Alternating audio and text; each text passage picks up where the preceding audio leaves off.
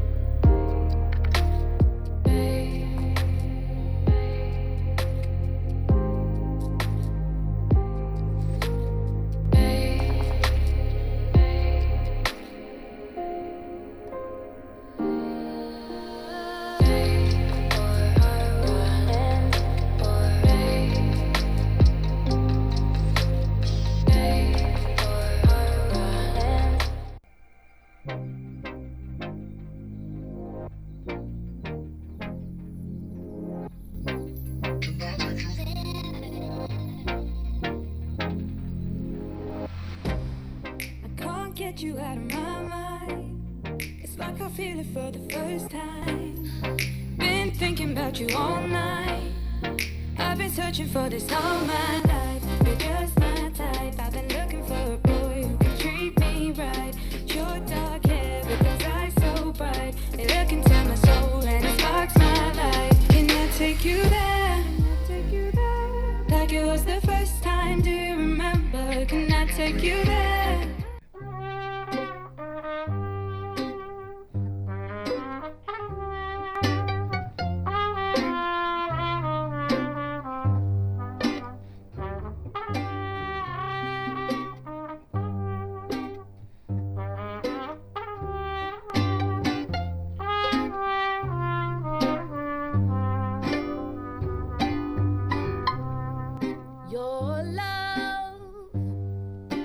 Never more than an illusion I thought belonged to me,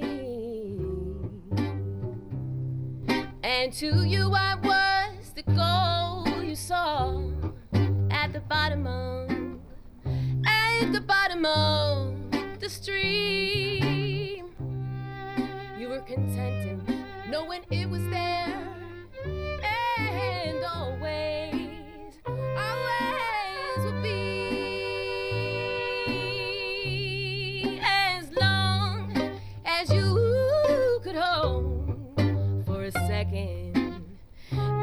Before it slipped free, I can't blame you entirely.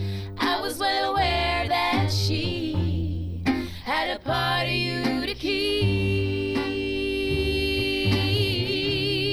but he came and tried to force. Quality innards aside, all you have to do, guys, when you pick this up for the first time is take a quick scan around and you'll know that this thing is made to last. For example, Audioengine went with some very nice speaker connectors at the back here. They could have cheaped out, right? But they didn't. Plus, the output toggle, just listen to this. It is so nice when you use it. It has positive clicks both ways. So yeah, this thing is built like a tank. Even the bottom feet resemble track plates, even if they're a little bit too hard and sharp edge than I'm used to, but they do the job really well. In terms of major negatives, well, there aren't any really, thank goodness. The only thing I would say kind of bugging me are A, the location of the USB-C port. I'll much prefer it to be on the side or somewhere else if they still want to retain the same form factor and everything. That way, maybe the front can be freed up for a 4.4 and also be just less cluttered, because otherwise you have the power going in and the audio coming out.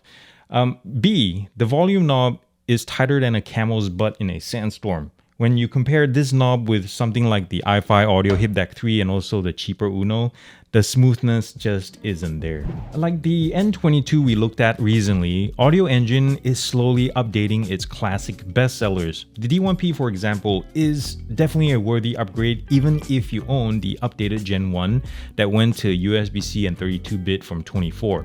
In this case, I love how light-handed the sound is, and having SpeedIF in and RCA out at this size is not super common. I would say the pricing is a little bit stiff though, especially against something like the $150 Shit Valley 3 and $100 Zen Air Ken, just to name a few. Well, this has been the Audioengine D1P review, and if you like what you see, nipples included, remember to subscribe, like this video, reshare this channel with your friends and family, and just get the word out there. It would be super helpful. And thank you for being here, guys. The fact that you're watching this right this very moment means a lot to me, so namaste to you guys. And thanks to Audioengine for sending this to me as well, but in no way did that change the opinion on anything. There's no input from the brand and all that kind of such in terms of what I say and how I review things. And remember, guys, to do something loving and kind for somebody in this world this week, this weekend, or whatever, because guess what? The world needs it more than ever, and it starts with you. I love you all very much. Peace out, and God bless. Whoosh.